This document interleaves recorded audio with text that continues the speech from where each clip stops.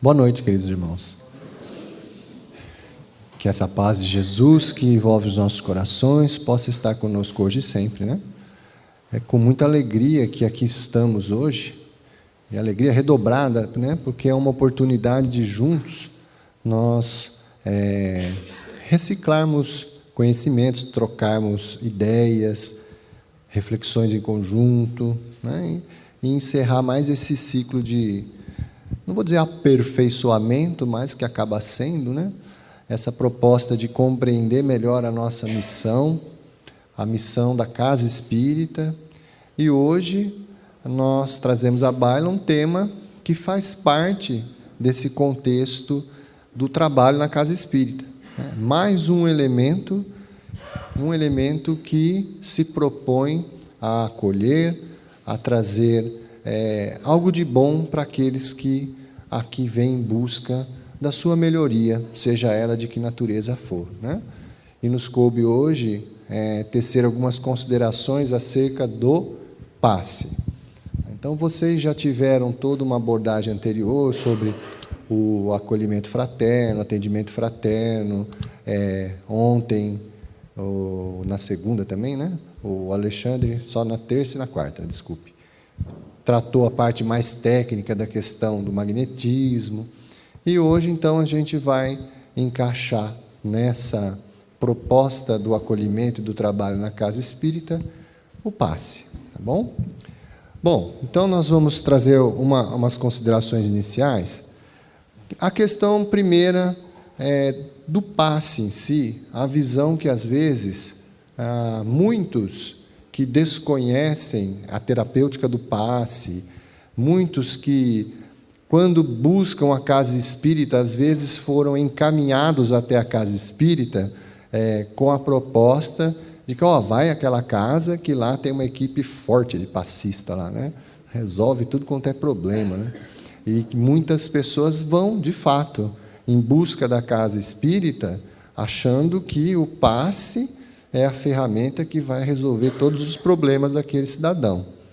Então, todo no processo de acolhimento, do atendimento fraterno, explicar, sem dúvida, que o passe é muito útil, mas está longe de ser o recurso que vai solucionar todos os problemas daquele nosso irmão que busca essa terapêutica, né? Então, a primeira consideração é justamente essa.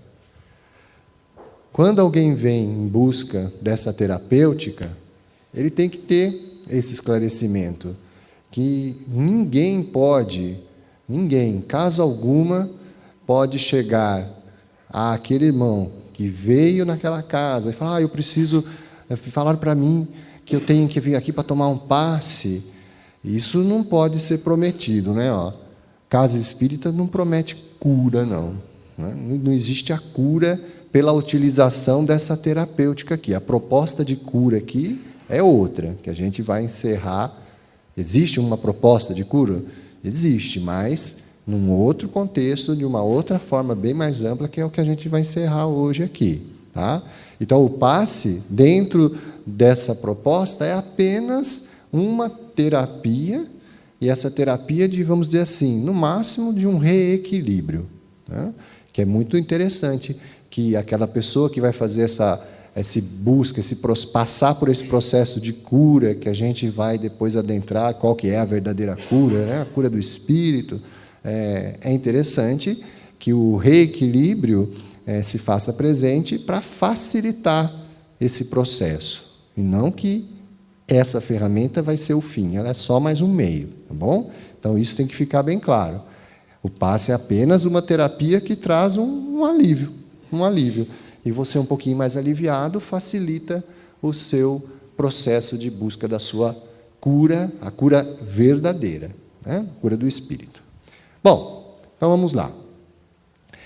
Para nós já contextualizarmos a dinâmica do passe, nós vamos tirar material, e eu acho que isso é importante, toda vez que for conversar com alguém sobre a terapia do passe, toda vez que você der algum parâmetro, alguma algum conceito, fundamentação, faça o embasamento doutrinário para, já até mesmo no processo de cura espiritual, sempre a proposta que a gente vai passar para os irmãos é: aqui está a base, o fundamento, estude, verifique com as suas próprias leituras e conclusões e veja que, de fato, essa proposta tem sentido, tem fundamento. Então, todo esse trabalho que a gente vai expor hoje tem como base as obras básicas, principalmente o Livro dos Médiuns e a Gênese, e as obras subsidiárias, que são, ao nosso ver, obras de um fundo de sustentação muito, muito forte. São as obras psicografadas por Francisco Cândido Xavier, editadas pelo Espírito André Luiz e por Emmanuel também.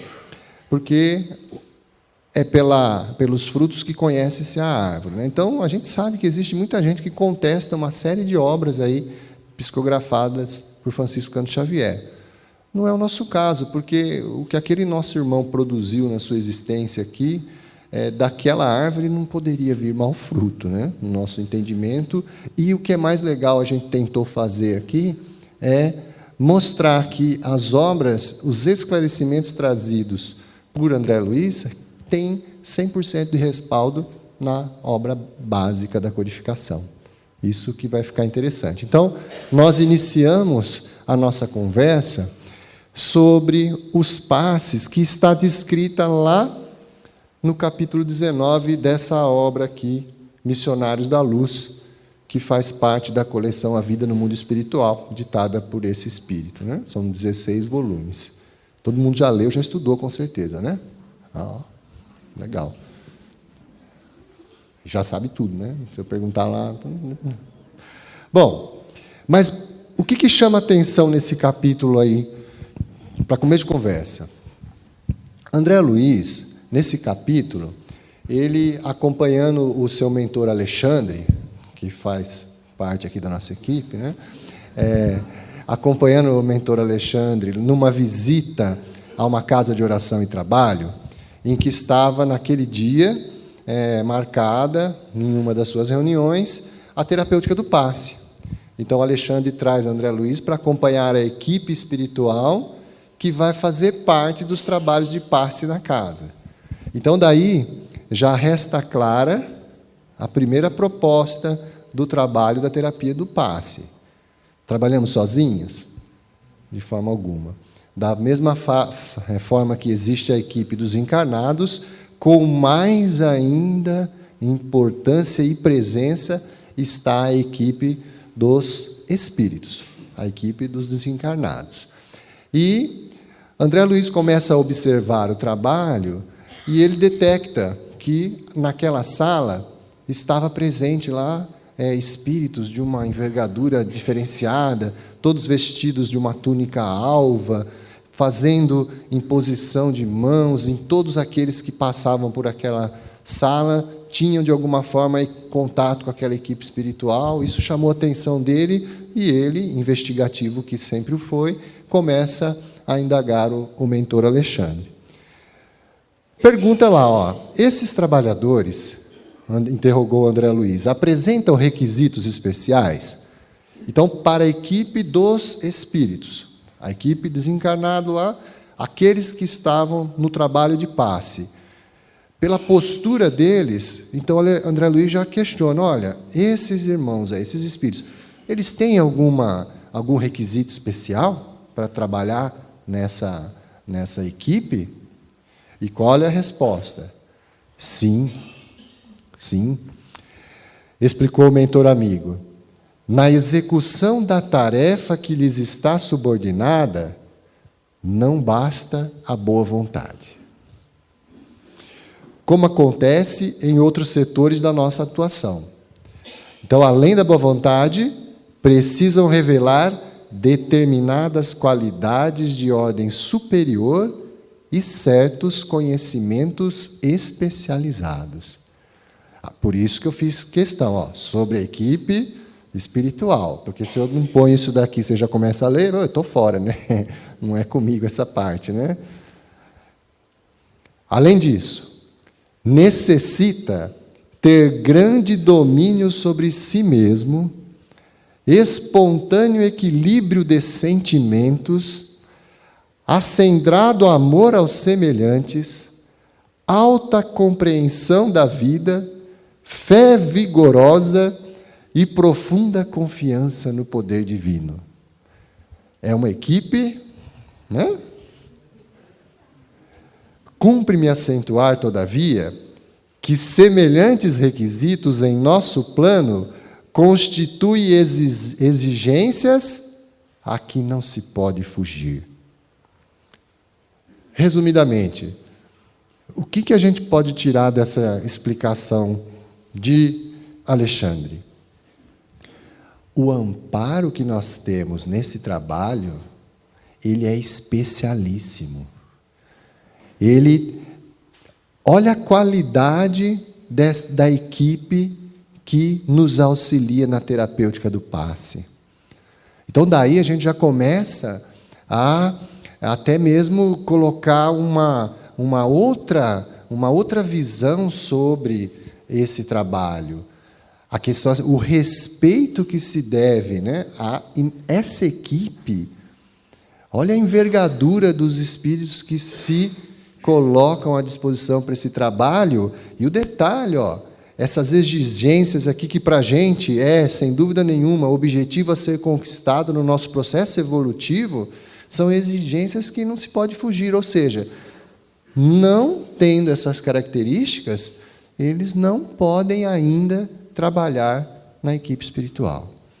Então, dá para a gente começar a verificar, poxa vida, olha só, olha o privilégio, não assim de se vangloriar, não.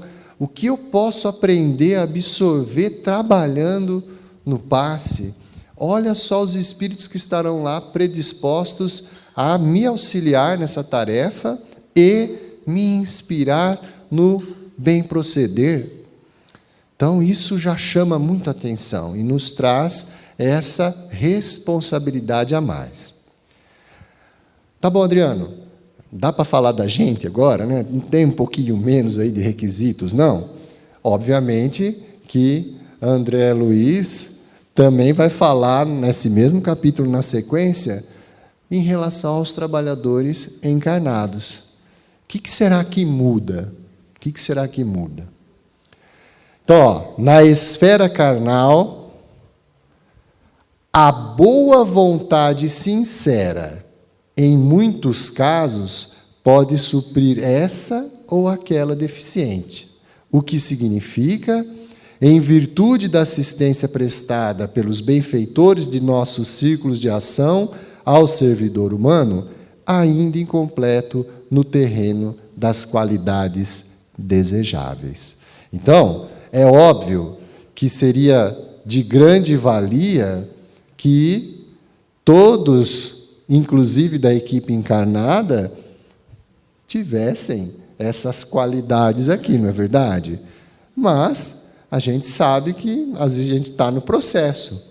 Então, se por um lado, para a equipe espiritual a boa vontade não basta, para a equipe dos encarnados, sim, a boa vontade sincera.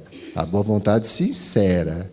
Essa não é que ela basta, mas ela já é um grande início que pode suprir algumas dificuldades nossas.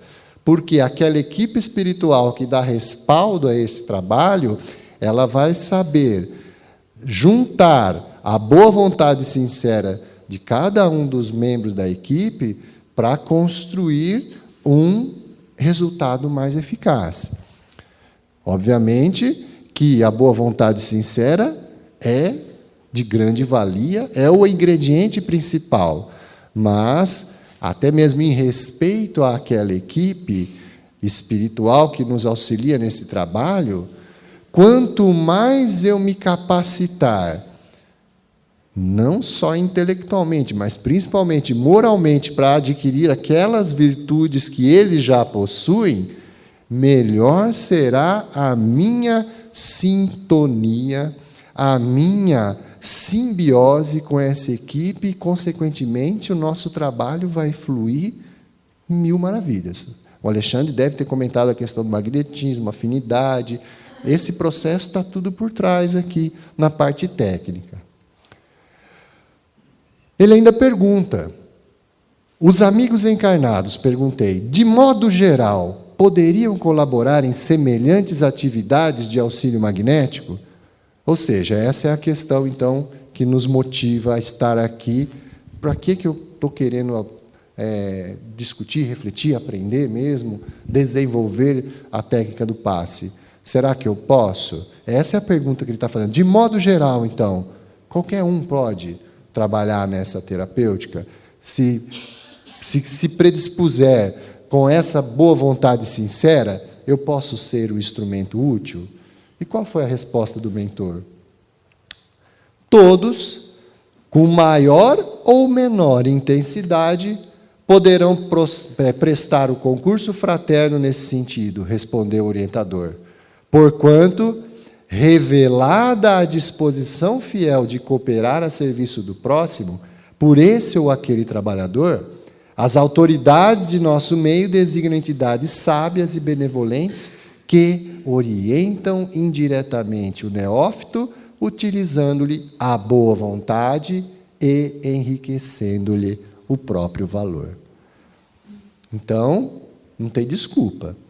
Se você tem essa boa vontade sincera e quer esse processo, cooperar a serviço do próximo, sim, você já tem o requisito necessário para iniciar a sua tarefa.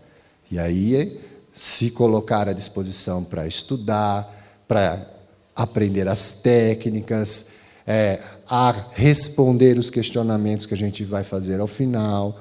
Então, sim, todos aqui que estamos, se temos essa boa vontade sincera, essa predisposição de servir, somos, sem dúvida nenhuma, elegíveis ao trabalho. Tá bom? Então, não dá para desculpar, não. Bom,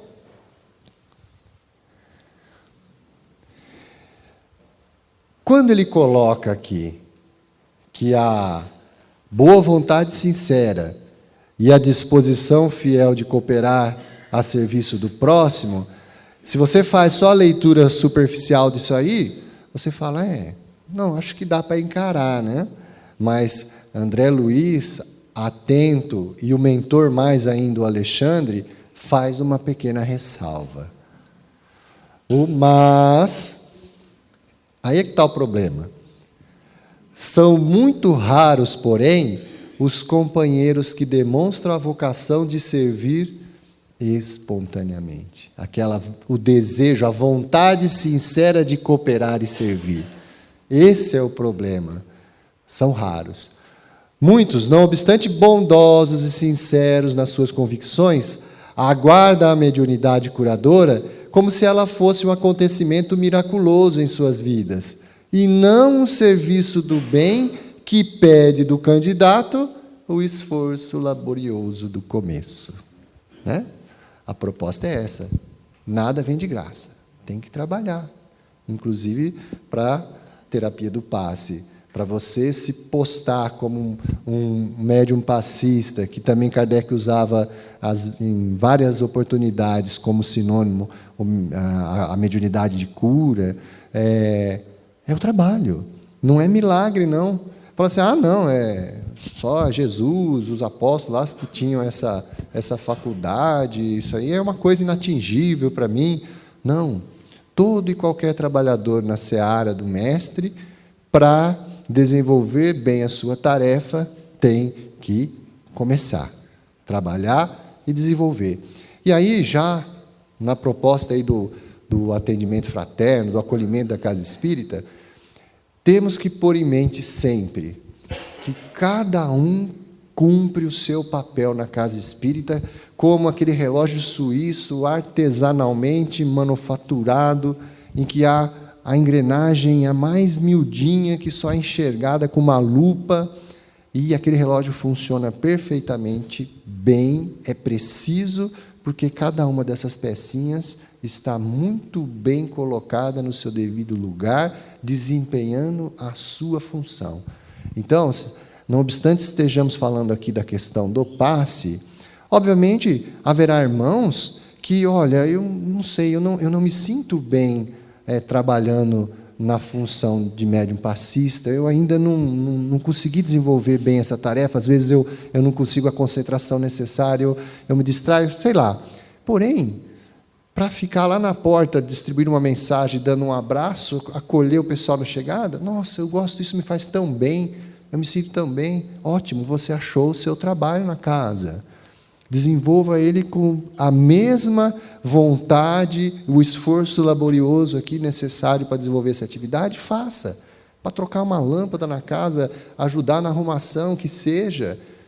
Temos que entender que a casa espírita é essa família, grande família, que cada um cumpre de forma assim abençoada a sua missão. E não se faz diferença entre os trabalhos. Não é porque aquele é o palestrante, aquele é o passista, aquele é o atendente da sala de atendimento espiritual. Não. Desde que nós tenhamos esse desejo sincero de cooperar em favor do próximo, parabéns, está feito o trabalho. Então, isso tem que ficar sempre claro. E aí, olha, lembra que eu falei, eu vou tentar sempre resgatar os conceitos das obras, quando usar aqui as suplementares, as complementares, resgatar lá na codificação, análises, estudos, tanto nas obras básicas como na Revista Espírita, a conformidade do ensino. Essa mensagem aqui, meus irmãos, quem ainda não leu, ou porque desconhecia, ou nunca teve curiosidade, ou se leu, passou meio desapercebido, essa mensagem aqui que está na Revista Espírita de julho de 1865, cujo título é Mediunidade de Cura, é basicamente um tratado sobre passe, feito pelo codificador. Só isso. Basicamente isso. E, em resposta a uma carta que ele havia recebido de um colega de Lyon, sobre uma situação que estava acontecendo no trabalho deles, lá, a questão de alguns médiuns de cura, como que estavam se comportando. Então, ele pede um esclarecimento do Kardec. Aí o Kardec inicia a resposta, falando assim, basicamente o que o irmão pede é um tratado sobre mediunidade e cura. Então, nós vamos tentar resumir algumas coisinhas lá, que ele faz em mais ou menos umas 6 folhas, umas 12 páginas, né? Bem resumidamente. Mas olha um ponto que chama a atenção. Como a todos é dado apelar aos espíritos bons, orar, querer o bem, muitas vezes basta impor as mãos sobre uma dor para a acalmar. É o que pode fazer qualquer pessoa se trouxer a fé, o fervor, a vontade e a confiança em Deus. Olha, lembra alguma coisa essas características aqui? É exatamente o que o Alexandre falou para o André Luiz acerca do desejável que tenha aquele que se predispõe a trabalhar nessa tarefa. Kardec já falava isso lá na Revista Espírita, em 1865. E nós vamos resgatar ainda outros conceitos dessa reportagem, desse artigo, mais adiante. Bom, então, nessa parte aqui desse capítulo, então, resta clara que a missão, a tarefa do passe, ela é realizada em conjunto. Trabalhadores encarnados, a equipe espiritual, num concurso de ações que aí a gente vai desenvolver ao longo aí da nossa conversa. Alguém desanimou já? Não, né? Na parte do coisa, tranquilo, né? Bom, continuando, em outra reportagem agora, lá era sobre a mediunidade curadora, agora é um artigo sobre os médiuns curadores. Olha lá o que Kardec fala. Para curar pela ação fluídica, os fluidos mais depurados são os mais saudáveis. Desde que esses fluidos benéficos são dos espíritos superiores, então é o concurso deles que é preciso obter. Por isto, a prece e a evocação são necessárias. Mas, para orar, e sobretudo, orar com fervor, é preciso fé. E para que a prece seja escutada, é preciso que seja feita com humildade e dilatada por um real sentimento de benevolência e de caridade.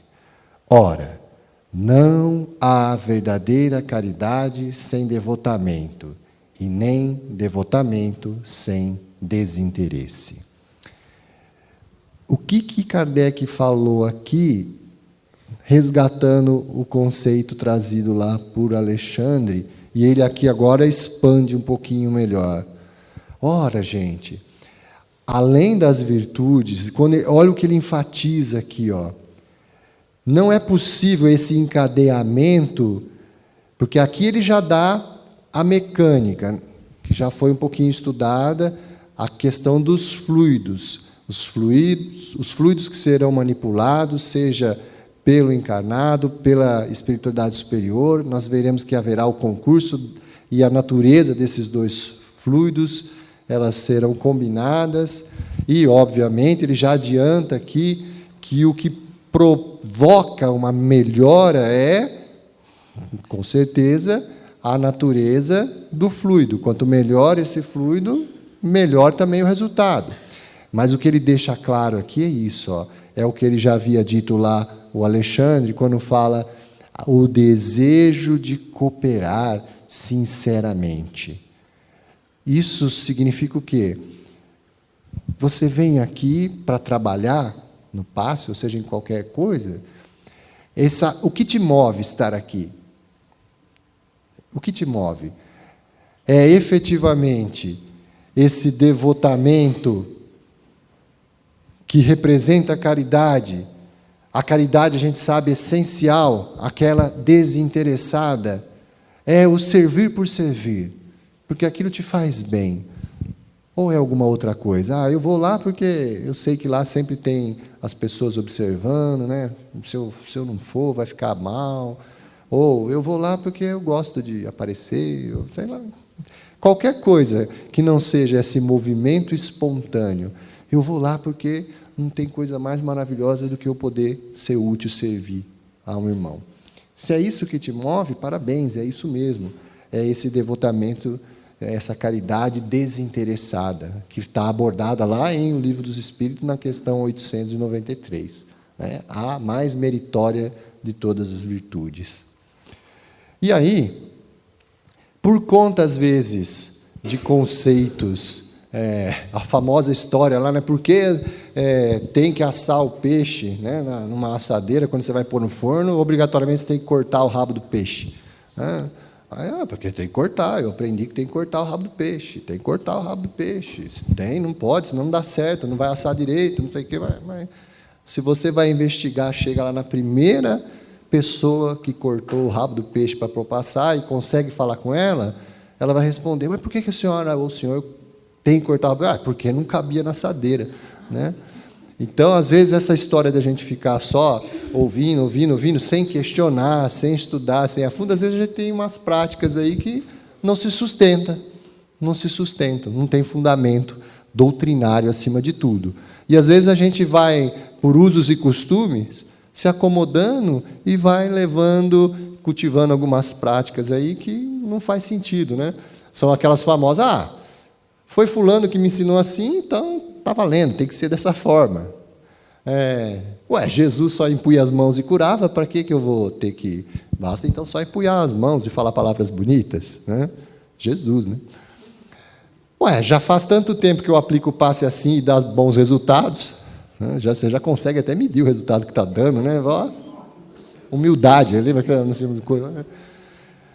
Como a técnica, aí essa aqui também dói, né? A técnica é dos espíritos. Deixo que me utilize e não atrapalho, já está bom demais. Se eu não atrapalhar, já está bom. O serviço já está bem feito, né? Isso aqui é tudo sinônimo de acomodação. Né? Mas a gente põe aí, é engraçado tudo, mas eu já ouvi algumas pessoas falando, não todas, mas pelo menos algumas dessas aí já ouvi ser pronunciado. Isso aqui não se sustenta, tá bom? Então é isso que esses encontros que de tempos em tempos nós fazemos, é para reciclar, rever conceitos, aprofundar. À medida que a ciência evolui, ela vai trazendo mais ainda respaldo a algumas práticas que a doutrina já lá há muito tempo já tinha revelado. Então isso nos ainda fortalece ainda mais nas nossas convicções, não é verdade? Bom, e aí nós vamos pegar, para a gente fechar o conceito dessa fluidoterapia, do passe, nós vamos pegar alguns espíritos, vamos pegar na codificação conceitos básicos, fundamentais, sobre o que então vem a ser, né, em termos de definição, essa terapêutica, como que eu posso defini-la? Se na prova que a gente vai fazer ao final aqui de avaliação, né, se cair, qualquer um desses aqui a gente dá certo, tá bom? Então, por exemplo, lá em A Gênese, no item 44 do capítulo 14, é o capítulo que sustenta toda a parte técnica da fluidoterapia, é o capítulo 14 da Gênese. Tá? Kardec fala o seguinte, que a faculdade de curar pela influência fluídica e pode desenvolver-se por meio do exercício. Então, o passe nada mais é que uma faculdade de curar pela influência fluídica e pode desenvolver-se por meio do exercício. Como já havia dito lá, olha, começa o esforço laboral. Trabalhar, em compreender a técnica, como que ela funciona e os requisitos principais que a gente vai mais adiante tecer. Emmanuel, na obra Segue-me, tem uma mensagem lá cujo título é o passe. E ele diz o seguinte, que o passe é a transfusão de energias fisiopsíquicas, operação de boa vontade. Olha só, né? André Luiz, Kardec, Emmanuel, dentro da qual o companheiro do bem recebe de si mesmo em teu benefício. E aí eu já vejo gente fazendo assim, né? Porque nós vamos chegar na essência depois do processo da verdadeira cura, E a terapêutica do passe, como nós falamos, ela é apenas uma ferramenta que nos auxilia, mas ela pode, uma vez nos reequilibrando, trazendo aquele reconforto, ela vai nos ajudar em muito a auxiliar esse processo, o receber de si mesmo. A gente vai entender mais adiante o que Emmanuel quis dizer com isso.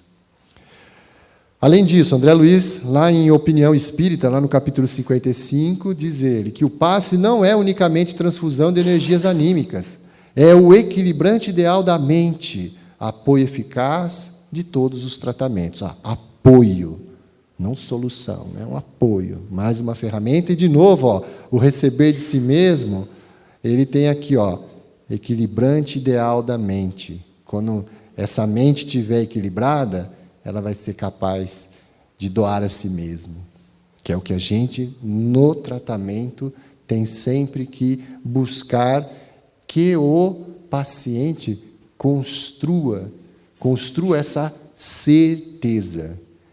Ele tem os recursos para se curar. Bom, continuando ainda lá na questão 98 da obra O Consolador, novamente, Emmanuel traz mais um conceito ampliado.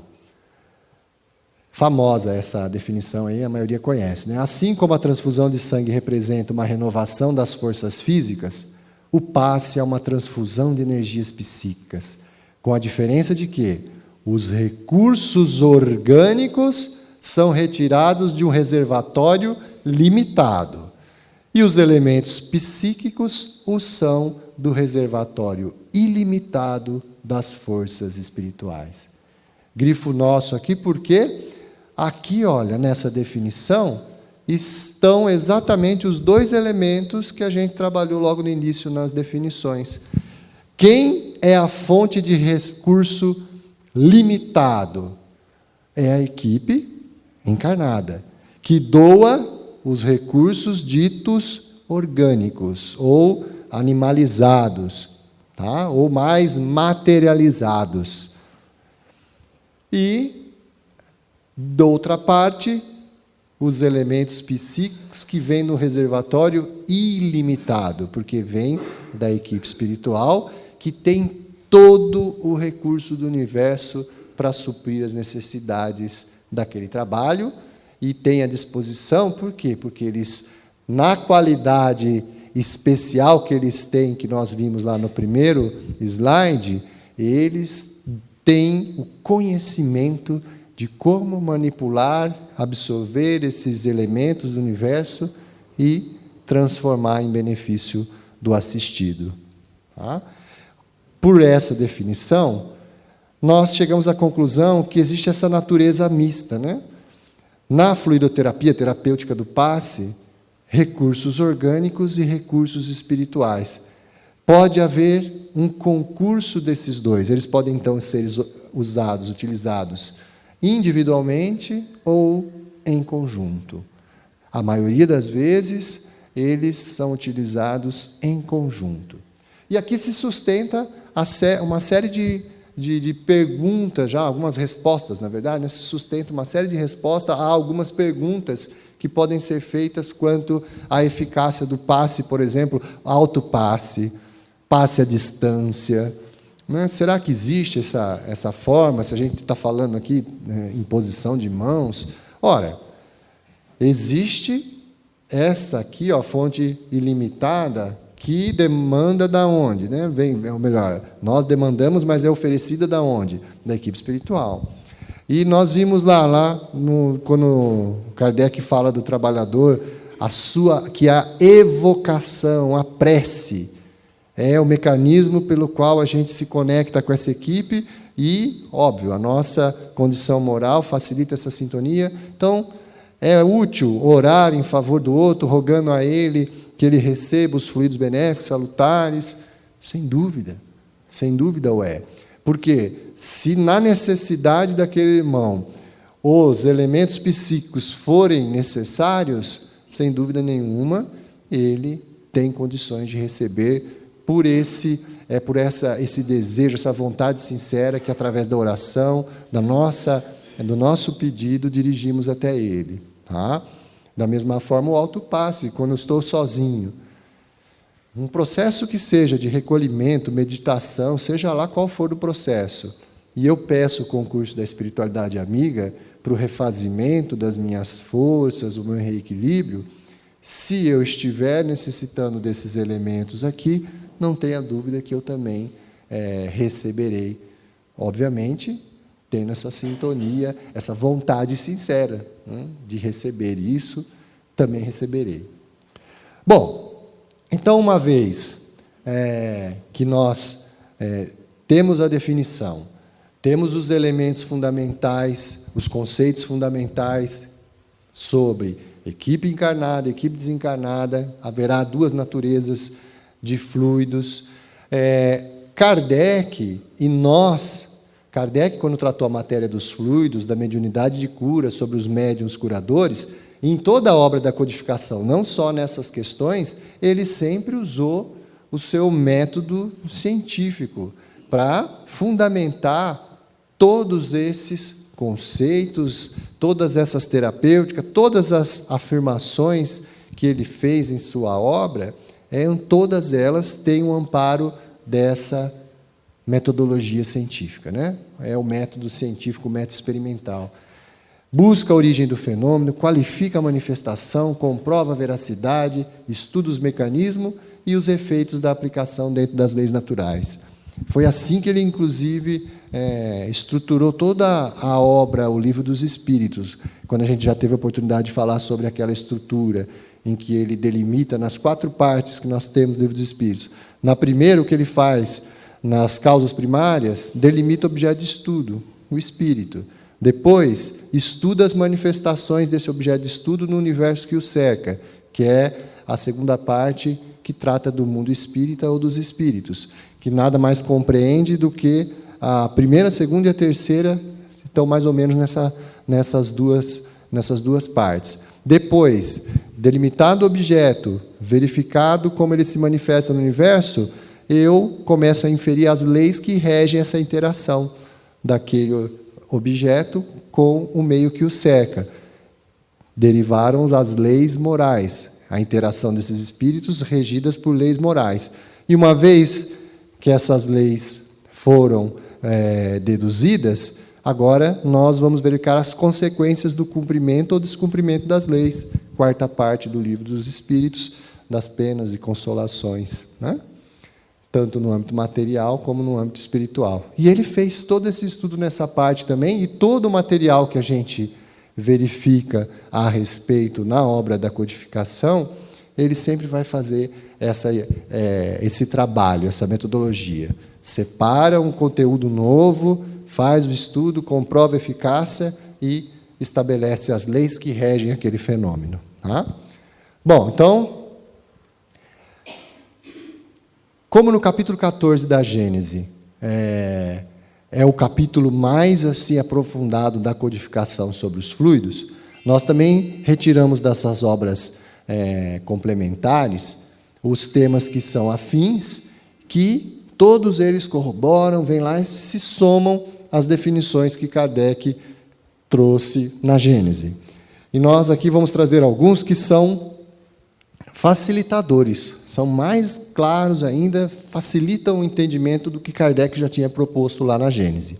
Um deles é esse livro aqui, muito bom, Evolução em Dois Mundos, lá no item 13, quando André Luiz lá trata das almas e dos fluidos. O que ele fala lá? Uma definição simples. Fluido, ele define como? Definimos o fluido dessa ou daquela procedência como sendo um corpo cujas moléculas cedem invariavelmente à mínima pressão, movendo-se entre si quando retidas por um agente de contenção, ou separando-se quando entregues a si mesmas. Ou seja, se nós pegarmos aqui um exemplo, dois fluidos que a gente conhece porque são bem materializados, o ar, a água. Como que é o comportamento de um fluido de uma forma geral? O que ele está dizendo é isso aqui, ó. Uma vez pressionado, quando existe uma pressão sobre essas moléculas, elas instantaneamente, invariavelmente, elas já se condensam, já ficam, tomam geralmente a forma do o invólucro que está submetendo ela àquela pressão. Exemplo, pega a água, ela solta, que é a segunda, ó, o que acontece se eu derrubo a água aqui? Ela solta, ela espalha. Essa figura aqui, ó, separando-se quando entregues a si mesmas. E se eu coloco ela dentro de um copo d'água, aquela mesma quantidade que é capaz de pegar todo esse quadradão aqui, cabe num copinho, porque ela está sofrendo uma pressão daquele envoltório e mantendo as suas moléculas mais condensadas, agrupadas. Por que trouxemos esse conceito aqui? Porque, se nós estamos falando de fluidos materializados, que às mínimas pressões eles já se movimentam e já dá um resultado diferente na sua estrutura, na sua expansão ou contenção, o que dirá dos fluidos mais sutis, né? Que são manipulados, a gente vai ver pelo quê. Então, os fluidos magnéticos espirituais também são suscetíveis dessa mesma expansão, condensação, e existe um mecanismo pelo qual é feita essa manipulação. Bom, e é por isso que nós temos que resgatar esse conceito, que também, creio eu, já é de conhecimento de todos, mas é importante resgatar porque é o fundamento maior dessa terapêutica na parte que diz respeito à transferência aí dos fluidos entre os encarnados, entre encarnados. O primeiro conceito fundamental, o fluido cósmico universal, é aquela matéria primária, a matéria primária essencial que forma tudo no universo. Nas palavras do codificador, lá do capítulo 14, ó, ela é a matéria elementar primitiva, cujas modificações e transformações constituem a inumerável variedade dos corpos na natureza. Isso ele já tinha dito lá no capítulo 10 também. Como princípio elementar do universo, ele assume 2 estados distintos, de eterização ou imponderabilidade, que se pode considerar o primitivo estado normal, e o de materialização ou de ponderabilidade, que é, de certa maneira, consecutivo àquele. O ponto intermédio é o da transformação do fluido em matéria tangível. Mas, mesmo já nessa condição de matéria tangível, ainda aí não há transição brusca, porquanto podem considerar-se os nossos fluidos imponderáveis como um termo médio entre os 2 estados. Facinho de observar numa figura desse tipo aqui. O que ele disse naquele conceito, que o fluido cósmico universal, ele é a matéria-prima, é o elemento, vamos chamar assim, o elemento primitivo de tudo que nos cerca.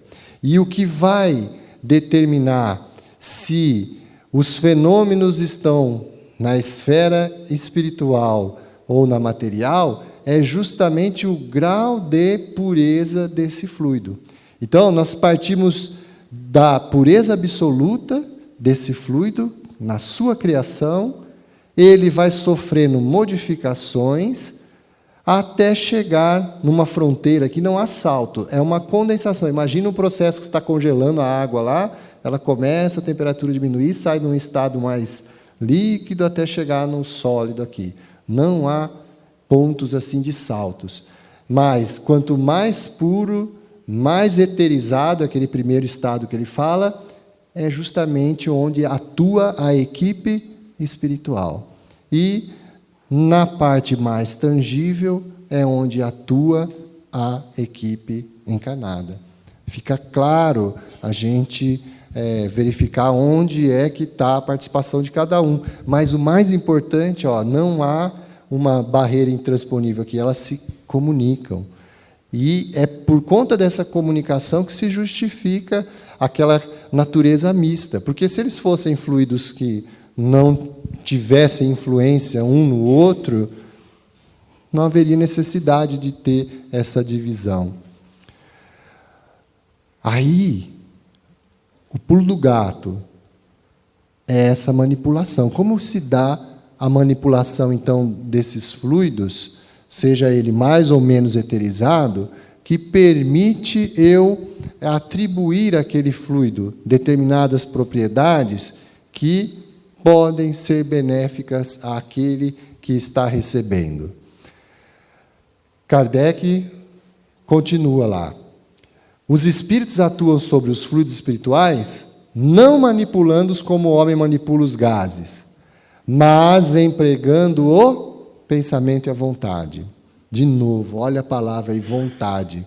Então, essa vontade sincera, o pensamento movido pela essa vontade sincera, ele é capaz de manipular esse fluido cósmico universal.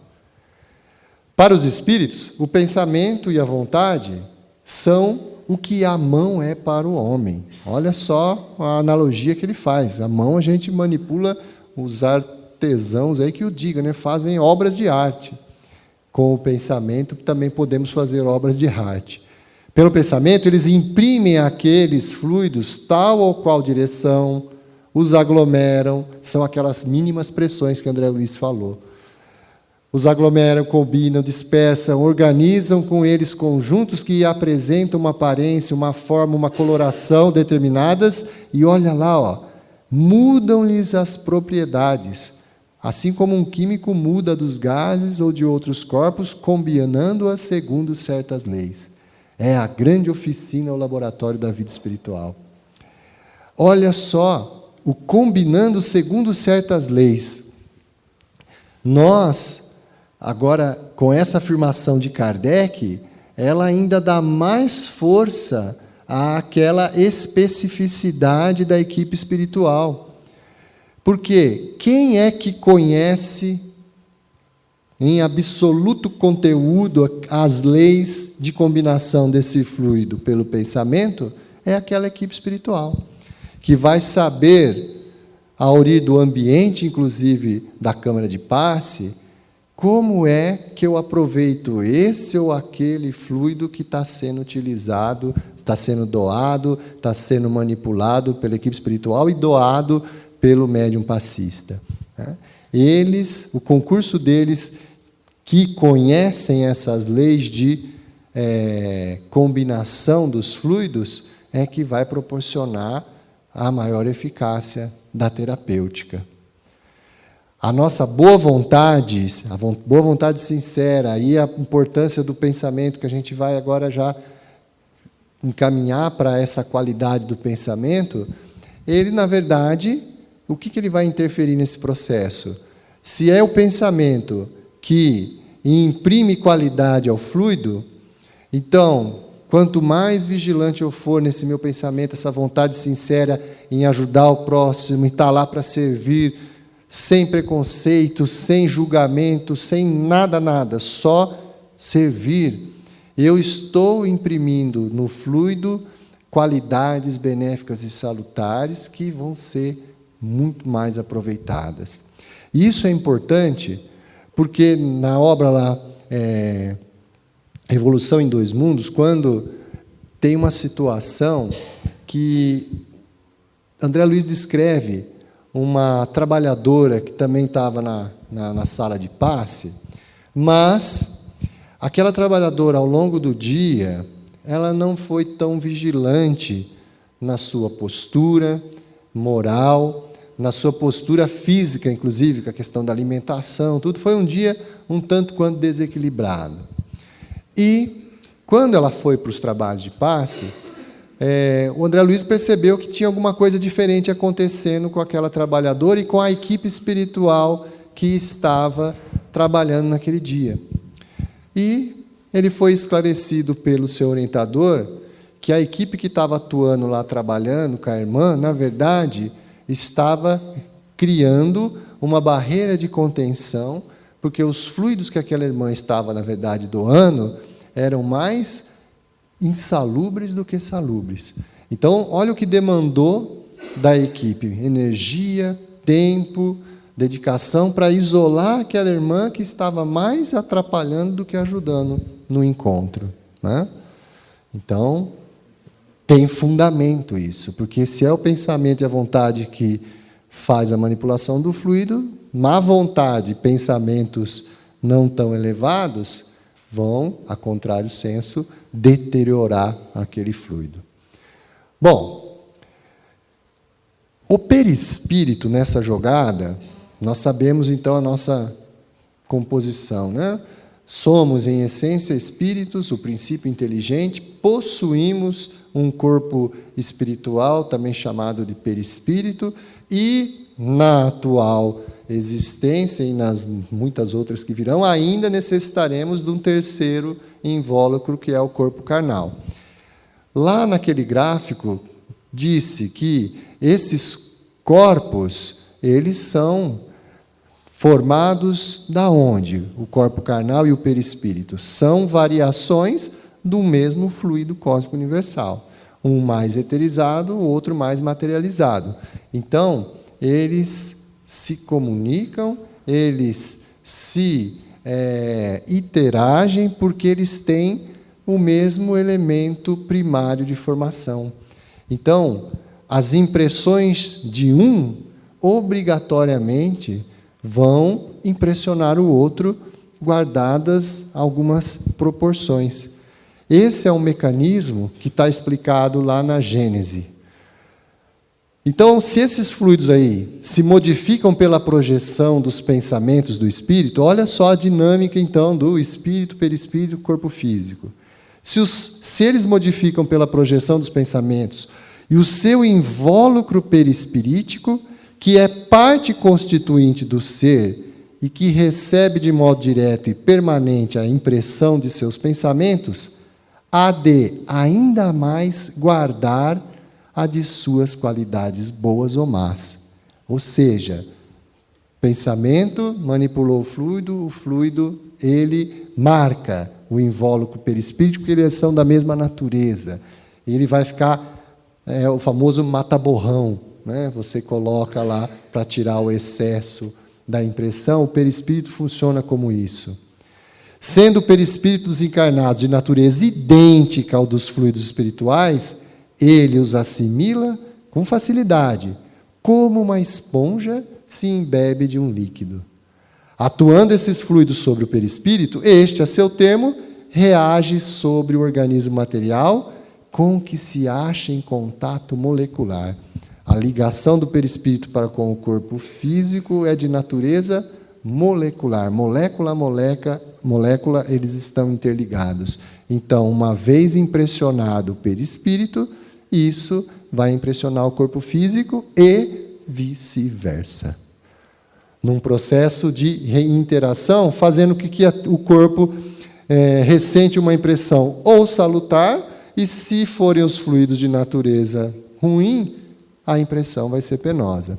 E isso tem um estudo, eu esqueci de trazer, mas eu achei o artigo lá, que foi produzido na Universidade de Harvard, um professor que fez essa experiência aqui, o chamado teste cego. Porque muitas vezes a gente fala, quando você entra em determinado lugar, quando você entra aqui nessa casa de oração e trabalho, você vem aqui, dá um tempinho, você fala, nossa, estou me sentindo tão mais leve, né? Às vezes não sabe explicar por quê. Ou, ao contrário, você vai, por exemplo, lá numa penitenciária ou no hospital, numa ala que tem espíritos lá que estão passando por um processo assim, bem assim, constrangedor. O que a gente fala? Usa uma analogia, fala, nossa, parece que estou pesado, né? Às vezes fala, foi a impressão sua de ter entrado no ambiente e ter visto aquela situação. Só que nessa pesquisa, que é Edward, depois eu vou disponibilizar o material, ele fez esse mesmo experimento às cegas. Ele levou cada um dos participantes da pesquisa em ambientes diversos. Era uma ala de crianças no hospital, uma ala de pacientes terminais, uma penitenciária, vários, mais de 50 ambientes, e coletou, sem dizer, ninguém sabia onde estava indo. Estava vendado os olhos, os ouvidos, tudo. Só a presença deles lá. E foi mais de 80% das impressões, elas exatamente descreveram isso daqui. Nos lugares, lá quando foi num templo religioso, onde estava tendo, a pessoa se sentia bem, muito bem.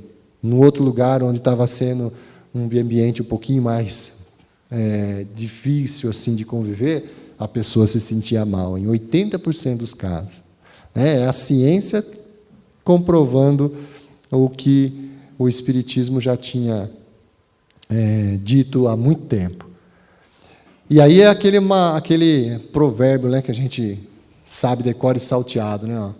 Então, quase sempre, isso aqui lá em Missionários da Luz, lá no capítulo que trata do vampirismo, então, quase sempre, meus irmãos, o corpo doente assinala a mente enfermiça. A organização fisiológica, segundo conhecemos no campo das cogitações terrestres, não vai além do vaso de barro, dentro do molde pré-existente do corpo espiritual. Atingindo o molde em sua estrutura pelos golpes das vibrações inferiores, o vaso refletirá imediatamente. E essa analogia do vaso, naquele artigo lá da mediunidade curadora, lá da Revista Espírita, em 1865, em julho, Kardec faz a mesma analogia do processo. Ele fala, olha, imaginemos o paciente, quando ele vem aqui, todo desequilibrado, ele é como se fosse um vaso sujo. E quando o vaso está sujo, aquilo que está sendo colocado dentro do vaso se contamina também. E aí, no processo da terapia e da fluidoterapia, é como se eu começasse a colocar a água límpida dentro daquele vaso. O que vai acontecer? Ele vai começar a transbordar, vai tirando aquela água que foi contaminada e começa a limpar o vaso. Né? E a partir do momento que o vaso está limpo, aí quando ele recebe aquele fluido límpido, ele retém e o vaso se impressiona com aquela limpidez. Né? É a mesma analogia que Kardec fez naquele artigo, também foi feito aqui. Graficamente, não há solução, então, de continuidade. Se as emoções, elas marcam o perispírito.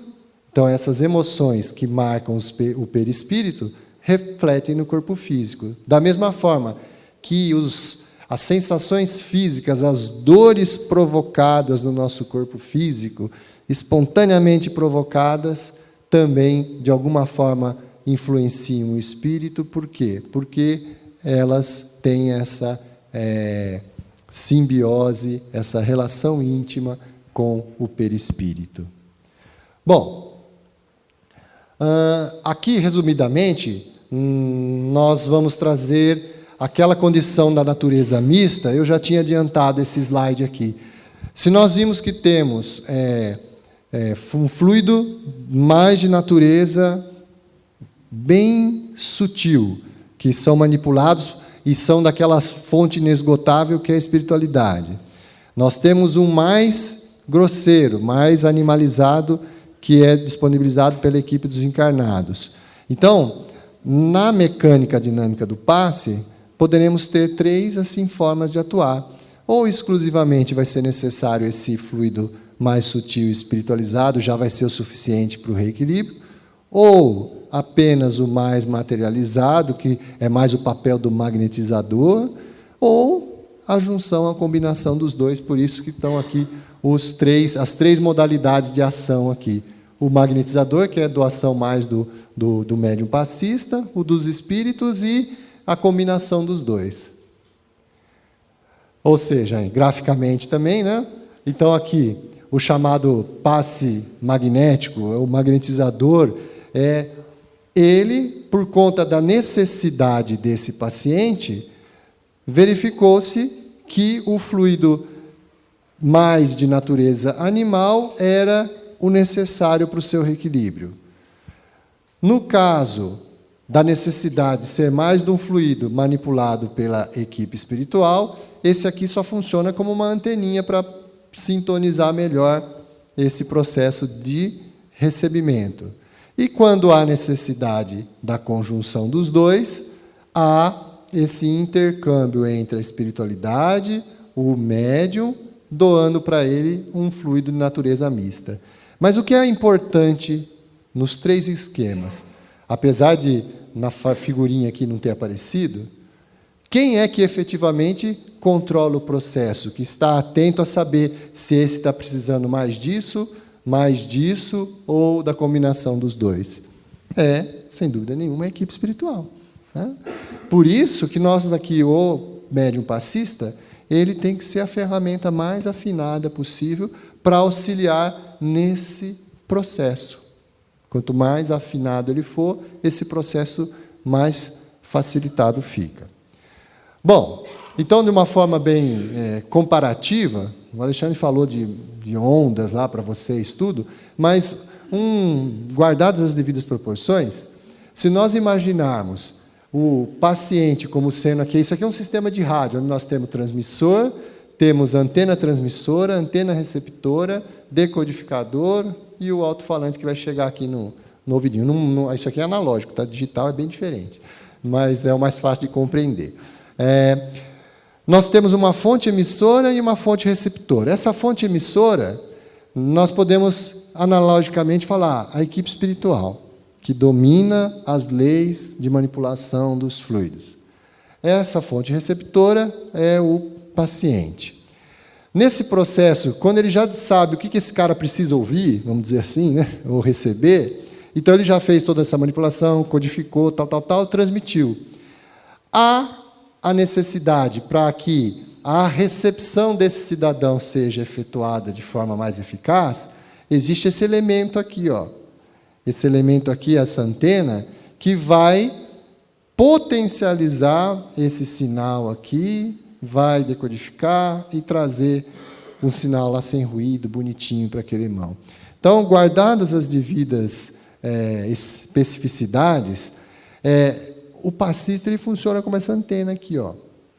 E aí tem passista que vai precisar, nesse sistema antigo aí, colocar um bombril, né? Tem passista que vai precisar, vira mais para a direita, vira mais para a esquerda, né? Que são os ajustes finos para que nesse processo aqui ele receba sem maiores distorções o que tem a ser doado para ele, tá? Guardadas as devidas proporções. E o que determina, hoje a gente sabe, existem inúmeros modelos de antena espinha de peixe, boca de jacaré, dipolo de meia onda, que para aquelas lá que vocês acham que é bonitinho, cada um inventou lá aquela forma porque acha que é mais bonitinho, né? Não, para cada antena daquela existe uma fórmula específica que calcula e dá uma eficácia na recepção daquela onda específica. Tá? Então, as de UHF são as bocas de jacaré, porque tem o comprimento de onda menor, as ondas de maior comprimento de ondas dipolo, que são aquelas que são só um retão que tem nas torres grandes, principalmente de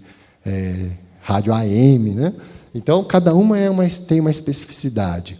E a qualidade do material utilizado, a forma como ela foi dimensionada, vai determinar a natureza da qualidade daquela antena. Da mesma forma, o médio passista é a mesma coisa, né? O que vai determinar se ele é uma antena boa? As suas qualidades morais, né? Essas qualidades morais vão determinar se ele, de fato, vai ser um bom receptor. Em relação aos procedimentos, nós vamos também ter que desmistificar algumas coisas, porque, via de regra, e quem está acostumado a frequentar aqui, até porque assume compromisso de palestra em várias casas, em outros municípios, inclusive, se depara com alguns comportamentos que, por conta desses estudos, a gente começa a questionar. Porque, se é o pensamento, a manipulação do fluido é pelo pensamento, por que alguns costumes aí são adotados? Até mesmo, você fala assim, Adriana, você pôs a figurinha lá da imposição de mãos. Se o irmão quer ser um médio passista, um trabalhador, se ele não tiver os dois braços, então ele não pode trabalhar? Já perguntaram isso para mim, já perguntaram. Então, isso não tem fundamento, essa pergunta, se ele prestou atenção. O que é que efetivamente faz o processo de manipulação? É o pensamento, a vontade sincera. Então, eu já cheguei uma vez numa casa espírita de um outro município lá, que assim que eu adentrei lá, vieram lá ao meu encontro. Você que é o palestrante? Sim, sim, sim. Por favor, dirige-se àquela sala lá que o senhor precisa tomar o passe, ele usou uma expressão lá, passe, limpeza, isso. Passe de limpeza, eu olhei assim, né? Estou sujo, né? Eu falei, eu falei para ele, mas eu não estou eu não sinto a necessidade. Não, é regra da casa, tem que tomar, porque senão o senhor vai contaminar o coisa aqui. Aí eu já fiquei meio assustado, né? Já fiquei meio assustado assim, porque vai de encontro, né? Choca-se com umas. Se você vai lá já buscar um acolhimento, alguma coisa, a pessoa fala, não, você tem que ser purificado. Não, mas... E não tem fundamento para isso, né? Esse que é o detalhe. Então, olha, e Kardec, lá naquela mensagem lá, porque uma das conversas lá daquele irmão que mandou a carta para ele, falou, uns estão fazendo dessa forma, outros de outra, tem a benzedeira que faz assim, não sei o que lá. Aí, nesse ponto, ele fala o seguinte, apenas a sua ignorância em relação comentando a prática de alguns curandeiros lá, ele fala, apenas sua ignorância lhe faz crer na influência de tal ou qual fórmula.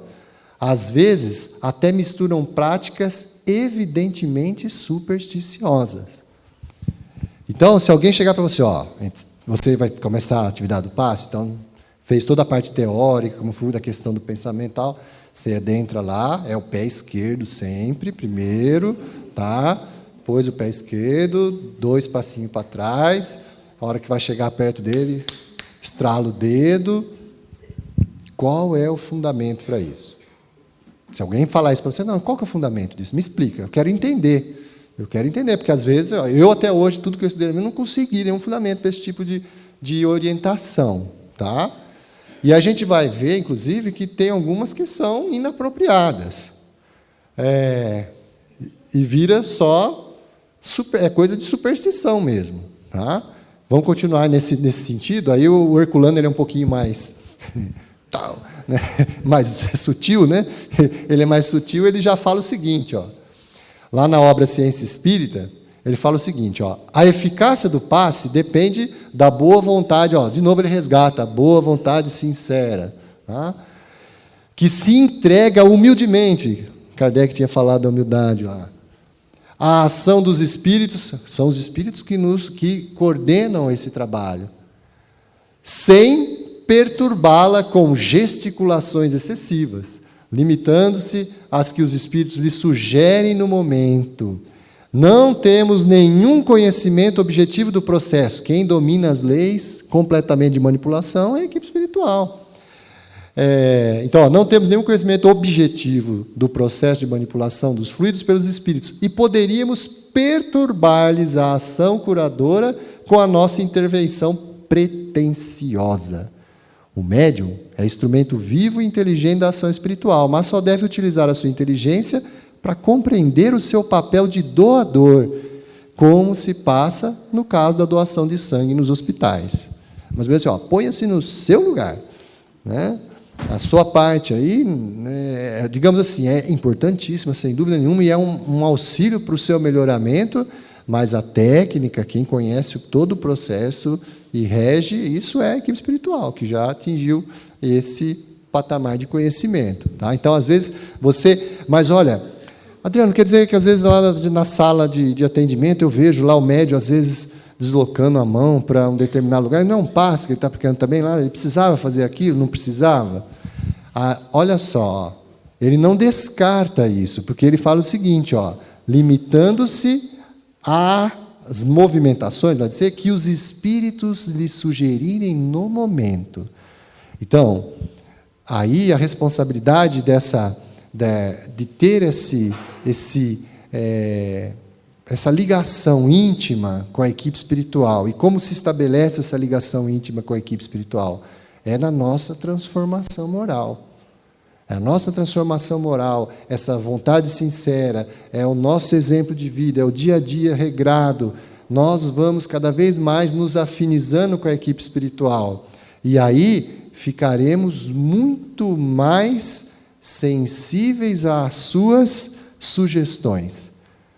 E aí acataremos sem titubear que naquele momento, naquela situação, naquela circunstância, mesmo, por exemplo, na câmara de passe, está lá na câmara de passe, e você passou desse processo de preparação, foi intuído, olha, desloca um pouquinho a sua mão para o chakra esplênico. Você vai lá, e a gente vai falar já, caminhando para o final. Você vai lá não precisa fazer nada de exagero. Sem ainda, inclusive, perturbar o ambiente. Porque se é o pensamento que manipula, a gente já tira N conclusões. Foco, concentração, na hora de receber o passe, na hora de aplicar o passe, são essenciais. Então, pense assim, Adriano, mas pode usar perfume, pode vir com roupa mais decotada, pode vir com pulseira, coisa.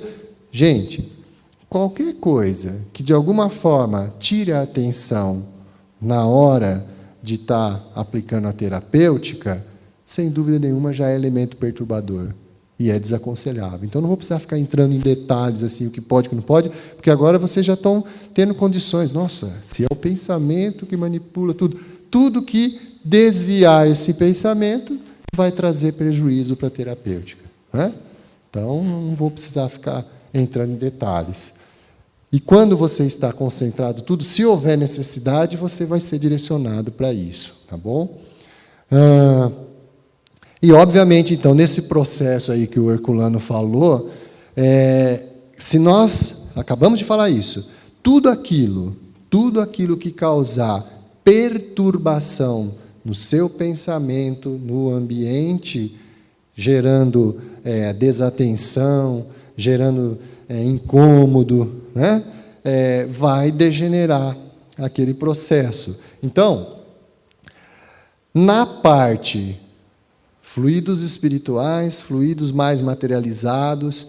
Então, aquele cidadão que vem cheio de ressentimentos, egoísmo, orgulho, vaidade, o cara é totalmente o contrário daquelas qualidades desejáveis.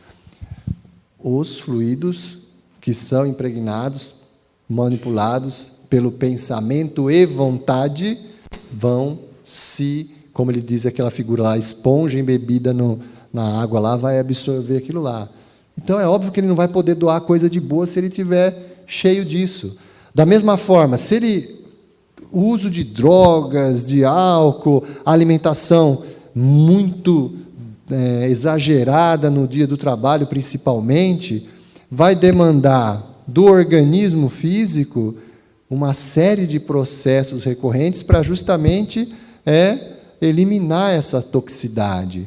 E uma vez que o organismo vai precisar enveredar esforços para eliminar isso, obviamente que ele ou vai ter muito pouco a doar naquela matéria mais animalizada, aquele que ele chamou lá o fluido mais orgânico, mais material, ou, como naquela lá narrado pelo André Luiz, ele vai até emanar fluidos que são insalubres e contaminar o ambiente, a ponto de, às vezes, ser necessário o seu isolamento, certo? Então, são fatores que, por conta disso que a gente já falou, também não precisava nem ter destacado. Mas o Emmanuel ainda destaca, né? Se pretende, pois, guardar as vantagens do passe, que, em substância, é um ato sublime de fraternidade cristã, purifica o sentimento e o raciocínio, o coração e o cérebro. E chegamos agora para encerrar, vai dar tempo, falamos aqui do passista. Figura fundamental, essencial no processo, na terapia do passe, sem dúvida nenhuma, o paciente ou o assistido. Porque se nós estamos falando de manipulação de fluido, receber, doar, será que o paciente ou o assistido ele é passivo nesse processo? De forma alguma, porque ele também pensa, ele também tem vontade, ele tem tudo aquilo que nós falamos para o médico passista, ele também tem. Então, uma coisa que deve ser sempre reforçada na casa, no atendimento fraterno, quando vai explicar a terapia do passe, nas palestras, ao final das palestras, o palestrante ser interessante, ou mesmo quem for fazer o encerramento, sempre fazer um alerta, reforçar a atenção da necessidade desse comportamento que o paciente tem que ter. Pelo passe magnético, notadamente naquele que se baseia no divino manancial da prece, a vontade fortalecida do bem pode soerguer a vontade enfraquecida de outrem, para que essa vontade, novamente ajustada à confiança, magnetize naturalmente os milhões de agentes microscópicos a seu serviço, a fim de que o estado orgânico nessa ou naquela contingência se recomponha para o equilíbrio indispensável. Olha aqui André Luiz resgatando aquela questão que Emmanuel falou lá, o receber de si. Porque quando você, nesse processo de doação, se o receptor, ele está, também ele, nessa vontade fortalecida, nessa confiança, ele, através do reequilíbrio do espírito, ele vai, olha só, ajustada a confiança, ele, o espírito, magnetiza naturalmente os milhões de agentes microscópicos aos seus serviços, a fim de que o seu estado orgânico se restabeleça. Então, perceberam efetivamente, quando ele recebe a doação fluídica, legal, ele recebeu lá, a equipe espiritual, não precisa falar, ela tem aqueles requisitos, então ela está sempre preparada. A equipe de encarnado também, se preparou, perfeito, doou o que tinha de melhor. Aí então eu fui lá, está aqui a chave e a Ferrari na mão. Aí o cara não sabe dirigir. Não adiantou muito, né? Está lá, né? Bonitinho o negócio, mas ele não soube aproveitar aquilo que lhe foi doado. Porque aquilo lá vai ser um manancial, é o combustível. E se ele tiver orientado, bem orientado, e aí o processo aí de todo o acolhimento, o atendimento fraterno, é justamente dar subsídios para aquele irmão passe a adquirir essa certeza de que ele se modificando mentalmente lá nos seus propósitos, Eles voltando a restabelecer a confiança em Deus, confiar na vida futura. Então, o papel aí do Espiritismo, nessa reforma do espírito, e aí a terapêutica do passe se encaixa nessa reforma, nesse processo, é dar conteúdo doutrinário para esse irmão, para que ele se convença que absolutamente ele é responsável pelo sucesso ou fracasso da sua jornada. Ele tem todos os recursos necessários para absorver, uma vez que ele compreenda isso, retirar de dentro de si as forças e aproveitar então aquilo que lhe foi doado e o concurso das duas retomar o seu equilíbrio. Por isso, nós vamos encerrar com uma passagem aqui numa parábola que fica bem claro isso, porque não somos nós, não é o Espiritismo que falou, Jesus já falou isso, e de forma inequívoca. Porque senão, né, é aquela figurinha lá que nós falamos, lá, a equipe espiritual está preparada, o passista também, tudo certinho lá, a oração, a evocação, a melhor prática. Fala, Adriano, na parte técnica, assim, olha, na dúvida, ora, é a oração pedindo o concurso da espiritualidade naquele momento para auxiliar aquele irmão. Aí o cidadão lá pensando em qualquer coisa menos nesse processo, acreditar que aquilo efetivamente vai o ajudar, ele naturalmente cria uma barreira. Ou seja, ele não está aproveitando aquilo que está sendo doado para ele. E esse processo de esclarecimento de como que funciona isso tem que ser sempre, sempre, sempre repassado para os nossos irmãos. Então, fala, olha, mantenha-se em oração, foca em pensamento naquilo que é a sua necessidade, e vai fazendo criando exercitando, trabalhando nisso, que o maior beneficiado, sem dúvida, vai ser você. Tá? Bom, como eu não vou entrar nesses detalhes também, só vou resumir esse daqui, por conta que a gente citou lá, que às vezes na necessidade de algum deslocamento que você é inspirado pela espiritualidade. Na obra também de André Luiz, Entre o Céu e a Terra, é bem descrita essa questão dos centros energéticos, que seriam pontos assim de inflexão, onde essa troca de fluidos, né, ela se estabelece de uma forma mais facilitada. Porém, é interessante notar que, vamos nessa segunda aqui, ó. Então, vemos aqui os principais, né?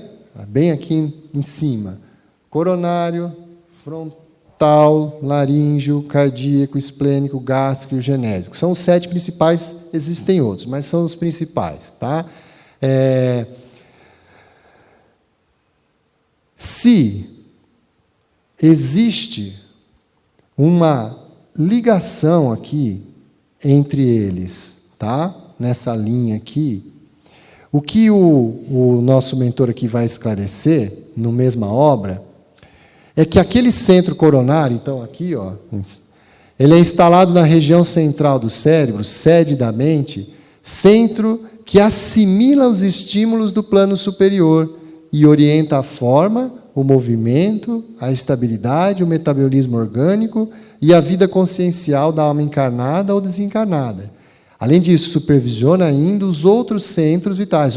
Supervisiona os outros centros vitais que lhe obedecem ao impulso procedente do espírito, assim como as peças secundárias de uma usina respondem ao comando de uma peça motor. Então, olha, do centro coronário, parte, desse modo, a corrente de energia vitalizante formada de estímulos espirituais com ação difusível sobre a matéria mental, que o envolve, transmitindo aos demais centros da alma os reflexos vivos de nossos sentimentos. O que André Luiz aqui recebeu como esclarecimento é que, sem dúvida nenhuma, esse processo aqui, que era o que Jesus mais utilizava da imposição das mãos, ele está fundamentado. Olha, se você não tem condições de atender especificamente num daqueles centros lá, até mesmo por limitações, por exemplo, aquele médium que não estava tão sintonizado, não recebeu a inspiração que tinha que fazer um deslocamento, não conseguiu perceber, ou até se percebeu, mas ainda não tem segurança suficiente para fazer isso, não se preocupa, porque como ele gerencia, ele redistribui para onde for necessário. É a técnica básica, simples, certo? Bom, fechando então a nossa reflexão da noite, tudo isso que a gente falou, guardado também as devidas proporções, assim, nós encontramos nos evangelhos.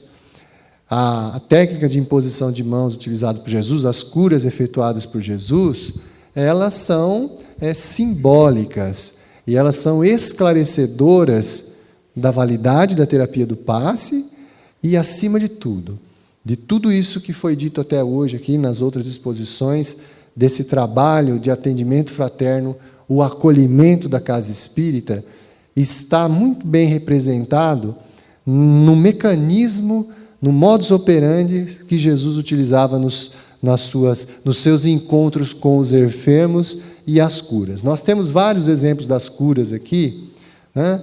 E seja lá do leproso, do cego, do paralítico. Qual o mecanismo que está por trás disso? Então, eu vou resgatar apenas uma aqui, e a gente fecha. Está lá no Evangelho de Marcos. Evangelho de Marcos, no capítulo 8, versículos de 22 a 26, que é a cura do cego em Betsaida. Então, é rapidinho aqui, é curto. Então, Jesus e os seus discípulos dirigem-se a Betsaida e trazem-lhe o cego, rogando-lhe que o tocasse. Segurando a mão do cego, levou-o para fora da cidade, da aldeia, né? E cuspindo-lhe nos olhos, impondo-lhe as mãos, perguntava-lhe: vês alguma coisa? Recobrando a visão, dizia: vejo os homens, porque os vejo como árvores que andam. Então, novamente impôs as mãos sobre os seus olhos, e ele viu em profundidade, e restabeleceu-se a via, pormenorizadamente, com clareza a todos. E o enviou para a sua casa, dizendo: não entres na aldeia. O que a gente pode tirar dessa passagem de Jesus em relação a tudo isso que a gente falou e fechando com toda a parte aí da nossa transformação? Quando Jesus, nessa figura que o cego foi trazido para ele, saindo da aldeia, essa movimentação, nesse processo da nossa verdadeira cura, a cura espiritual, esse processo tem esse pressuposto muito, muito importante. Essa movimentação, eu sair da posição de comodidade, eu ir ao encontro de Jesus. E às vezes precisa, por um gesto de caridade, que alguns me conduzam na figura. Alguns trouxeram o cego, que saiu a figura do cego, todos nós, os cegos, ainda que não compreendemos a essência do Evangelho, nós somos conduzidos até Jesus. E o processo se restabelece de formas, aqui foram rápidas, mas Jesus, numa primeira ação, ele começou a enxergar o vulto, retomando essa ação, demonstrando que é um trabalho de transformação contínua, até ele conseguir extirpar a cegueira da sua alma. E o mais importante disso, uma vez que ele restabeleceu a visão, qual foi a advertência, a orientação dada pelo mestre? Olha, agora retorna para a tua casa, mas não entre na aldeia. Ué, mas a casa não ficava dentro da aldeia? Não. A casa agora, volta para a tua casa, é sem dúvida nenhuma a proposta da casa espírita. A gente não quer proselitismo. O acolhimento da casa espírita pressupõe-se, como bem traz essa dinâmica de Jesus, O irmão que chega aqui, não importa, não sei, não quero julgar nada, mas está precisando de um acolhimento, qual que é o modus operandi? Acolho, forneço a ele ferramentas para a sua transformação, e uma vez transformado, ele retorna. O trabalho dele está lá fora, na tua casa, na sua família, no seu círculo íntimo. Ele que agora recebeu a misericórdia do Pai, ele encontrou nesse seu esforço a sua grande transformação. Qual é o gesto de caridade maior que ele pode fazer? Como aquele que Jesus advertiu: se você já obteve essa luz, não coloca ela debaixo do alqueire, você tem que compartilhar. E aonde é que a gente começa? No nosso núcleo familiar. Volta para a tua família, mas não para a aldeia. A aldeia representando todas as tentações, os conceitos equivocados daqueles que vieram perturbar a existência daquele irmão e trouxeram aquele desconforto. Essa é a mecânica. Movimenta a vontade.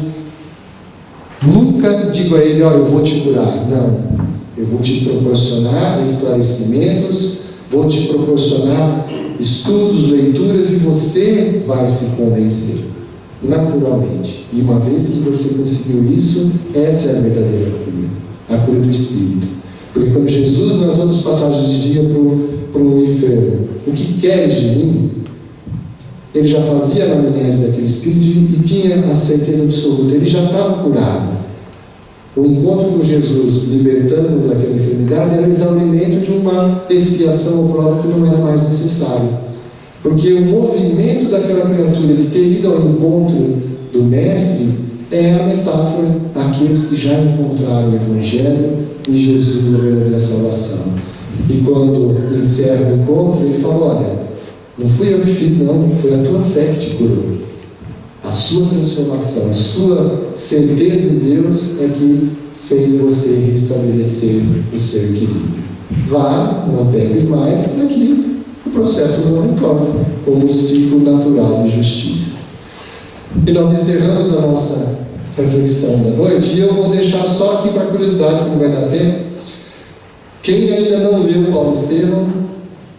Que bom, ninguém levantou a mão, você não deu pergunta, né? Faz rapidinho, o pessoal fica assim, ainda não perguntou mesmo? Então, como ninguém levantou a mão, todo mundo leu, né? Mais de 5 vezes.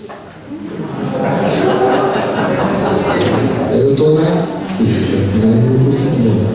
Olha, peguem aquele capítulo depois, lá que está na segunda parte do início, quando Saulo, já no caminho de Damasco, encontra-se com Jesus, tem a sua visão momentaneamente tirada, e depois reencontra Ananias, que vai fazer lá, vai restaurar a sua visão.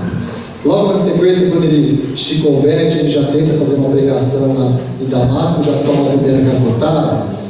Quando ele volta e comunica isso a Ananias, Ananias o convida para participar de uma reunião numa igrejinha. Na verdade, não existia pouca igreja de Damasco, mas era uma reunião de uma senhorinha que alugou uma casa lá num lugarzinho por conta da necessidade de um filho especial, e lá eles se reuniam e Ananias fazia as preleções.